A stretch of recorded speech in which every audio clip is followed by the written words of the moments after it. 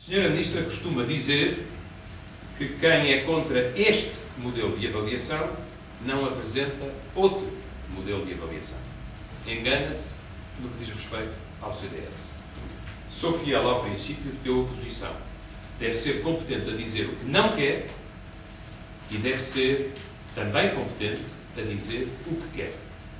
Numa só palavra, há alternativas a este modelo e o CDS tenciona ser um agente construtivo, positivo e alternativo também na questão da avaliação. Vamos então por partes. A situação de incomunicação a que se chegou entre a enorme maioria dos professores e a Sra. Ministra da Educação terá consequências que ninguém de bom senso deseja. Um clima desagradabilíssimo nas escolas. Mais um fator de desmotivação dos professores. Novos ataques à sua autoridade. Greves em catadupa. Menos aulas, menos qualidade e menos exigência. Escolas que avaliam e escolas que não avaliam. Enfim, um desastre se pensarmos no valor da escola, no prestígio dos professores e na preparação dos alunos.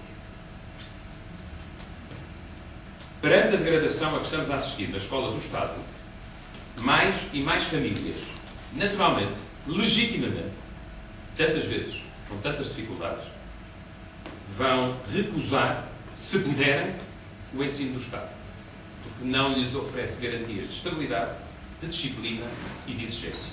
O problema é que, em Portugal, a liberdade de escolha das escolas é reservada a alguns, os que podem pagar a matrícula e a propina numa instituição particular ou cooperativa.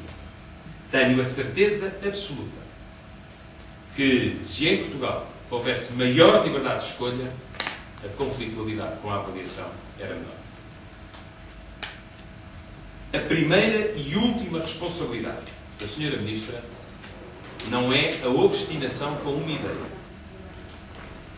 É assegurar que as escolas funcionam, que os professores são respeitados e que se faz tudo o que é possível para que os alunos estudem.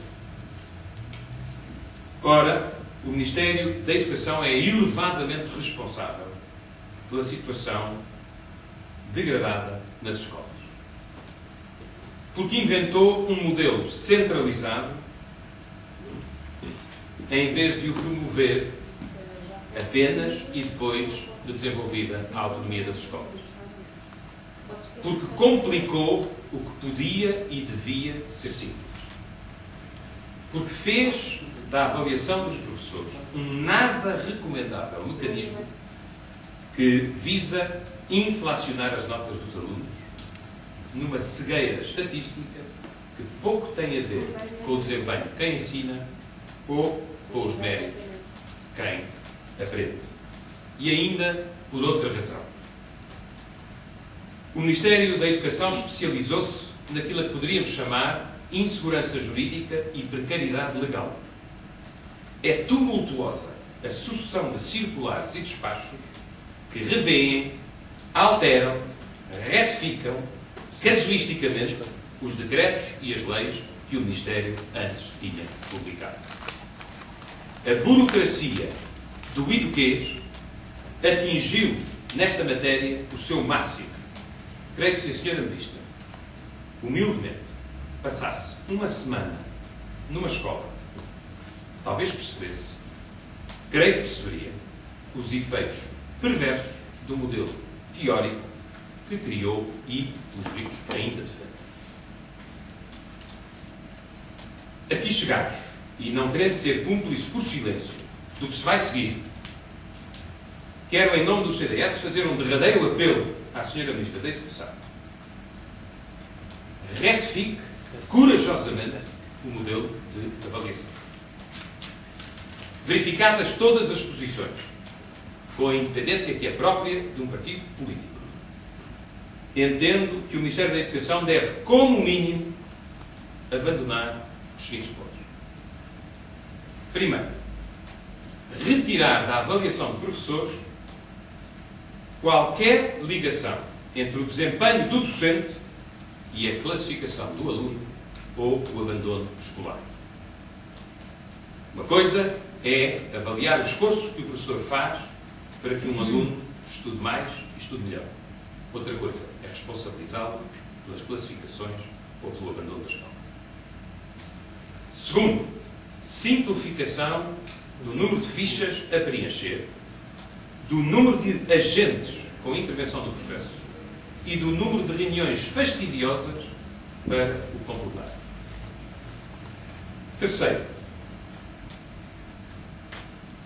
adaptação da periodicidade da avaliação dos professores aos calendários, aos ritmos e aos mandatos do novo modelo de gestão das escolas.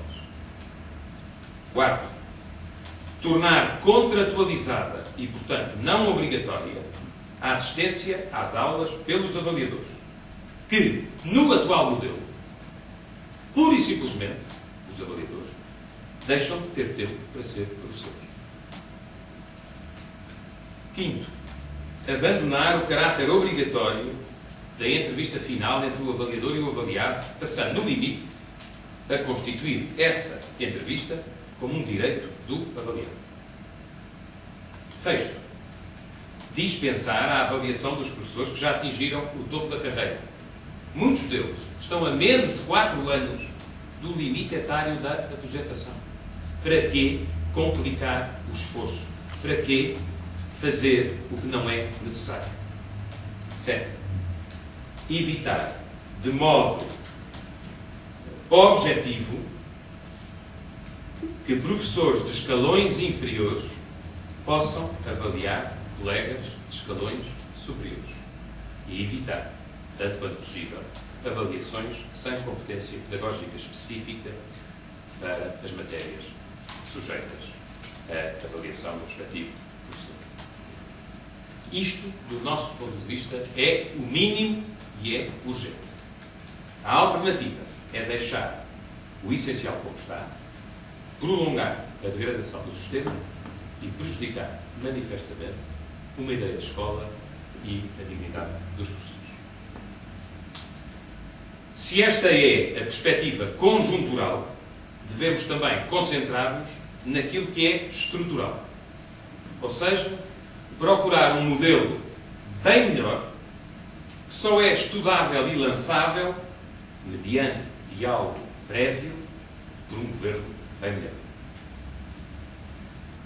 A maioria dos portugueses não o sabe, mas é nosso dever cívico dar informação que é muito útil nestes dias conturbados. Há em Portugal um modelo evolutivo de avaliação de professores que está a funcionar, sobretudo em escolas grandes, que foi subscrito pelos sindicatos e que não oferece polémicas inultrapassáveis. Refiro-me ao modelo de avaliação de desempenho dos professores que está em vigor desde o ano letivo 2006-2007 em escolas do ensino particular e cooperativo. Não em todas, mas em muitas das que são relevantes. Um modelo infinitamente mais simples, mais contratualizado, mais consensual do que aquele que o Governo quer impor.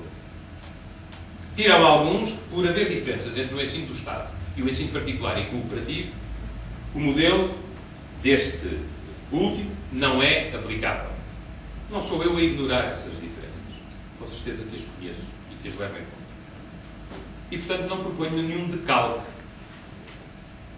Mas o que eu também digo é que, com as devidas adaptações, a avaliação dos professores feita no ensino não estatal, até porque funciona, até porque é consensual, até porque tem dado resultados interessantes, deve merecer atenção. Pode e deve inspirar princípios para um modelo novo e melhor de avaliação dos